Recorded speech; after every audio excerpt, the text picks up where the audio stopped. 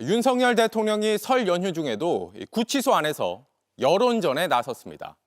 정치인을 끌어내려 시도라도 한 적이 있었냐?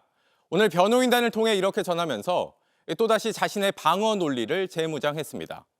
이게 거짓이라고 반박할 증인들, 윤 대통령에게서 직접 국회의원들을 끌어내란 지시를 받았던 내란 가담자들이 연휴가 끝난 뒤 탄핵 심판에 증인으로 나서는 상황을 대비한 걸로 보입니다.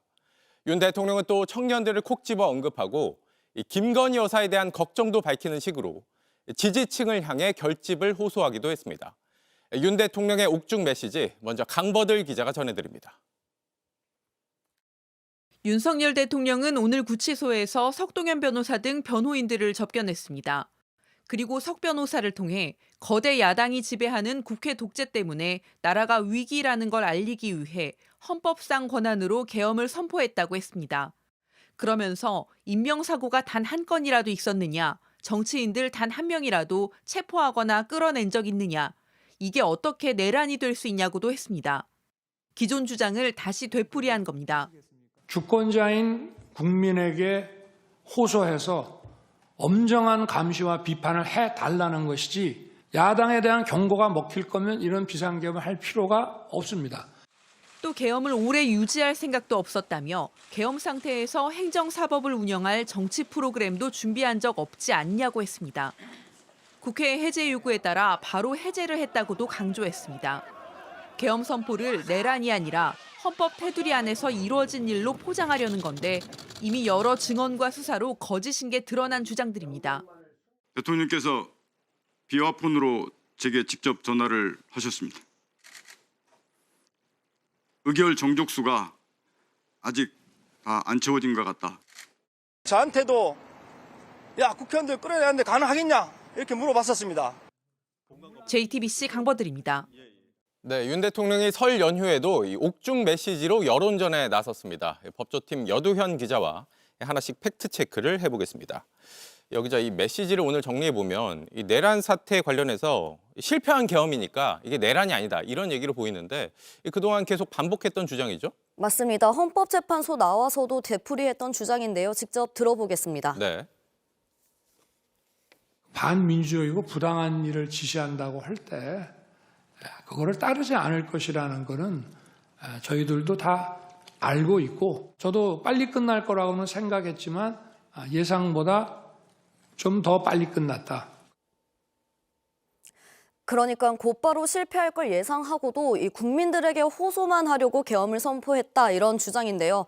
그런데 같은 날 헌법재판소에 출석한 김용현 전 국방부 장관의 말은 좀 달랐습니다. 이건 역시 직접 들어보겠습니다.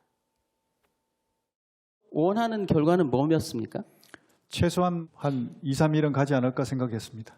국회의 폐악질에 대해서 국민들에게 더 명확하게 알려야 되는데 그렇게 알리지 못한 것, 부정선거에 대한 실체를 좀 며칠이라도 해서 확인을 해갖고 국민들께 알려줘야 되는데 그렇지 못한 거, 이런 것들이 아쉬운 것이죠. 네, 윤 대통령은 실패할 걸 알았다고 했는데 이 내란 사태를 같이 주도했던 김용현 전 장관은 실패해서 아쉽다. 이런 식으로 얘기를 하고 있어요. 또 짚어볼 게 윤 대통령이 이 계엄을 계속 이어나갈 시스템을 준비하지 않았다라고 얘기를 했는데 이것도 반박할 증거들이 많죠? 네, 그렇습니다. 이 당장 지난 변론 기일에서 나왔던 최상목 문건이 좀 결정적인데요. 보면서 설명드리겠습니다. 네. 이 문건에 보면 국가 비상 입법기구 내용이 있으면서 이 국회 임금 등을 차단할 것 이렇게 돼 있습니다. 이 재판관들도 포고령까지 지금처럼 같이 띄워서 이 정치 활동 금한다 이 조항과 종합해서 보면 결국 국회 활동을 막으려고 했던 걸로 보인다 이런 취지의 질문까지 했습니다. 네, 헌법재판관들이 이 부분을 집중적으로 물어봤었죠. 맞습니다. 기재부뿐만 아닙니다. 김 전 장관은요, 여러 행정기관 수장들에게 줄 지침까지도 만들었다 이런 취지의 증언까지 했습니다. 기재부 장관뿐만이 아니고 외교부 장관도 있었고 경찰청장, 국무총리, 행안부 장관도 있었고 대통령께서 관련 부처에 필요한 협조 사항이 있으면 협조를 하라고 지침을 주셨기 때문에 네, 12.3 내란 사태 후에 이 대법원과 국정원, 기재부 등의 인력 파견을 요청했다는 사실도 이미 드러났습니다.